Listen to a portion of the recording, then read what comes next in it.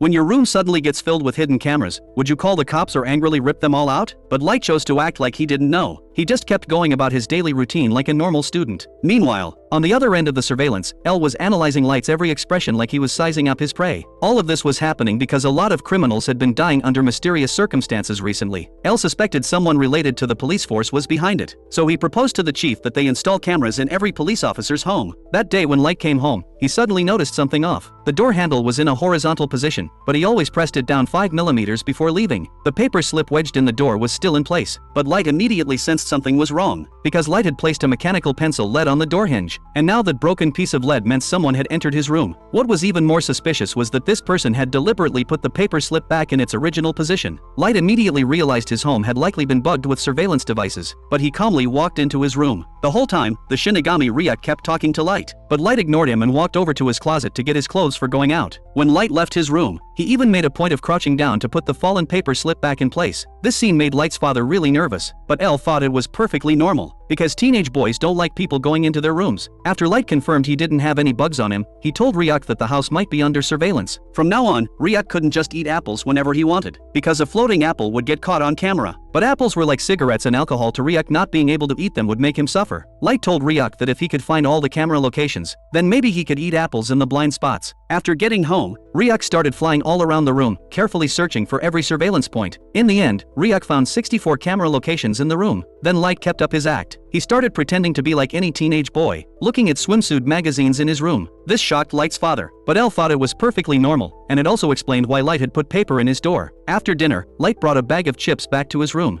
On the surface, he said it was a late-night snack for studying, but actually he was going to use this bag of chips to launch his counterattack plan, because Light had predicted this day would come all along. So he'd already written down the death dates for criminals over the next week in the Death Note. But Elle knew Kara could schedule killings in advance, so Light could only kill criminals the moment their crimes were broadcast live. That was the only way to clear himself of suspicion, and he'd already placed a tiny TV inside the chip bag along with a slip from the notebook. The next moment, Light began his killing spree, but all Elle saw on the monitors was just a regular student studying hard. This perfect alibi successfully cleared Light of all suspicion, and Light's alibi witness was none other than Elle himself. In the end, that tiny TV used for killing was thrown out with the trash.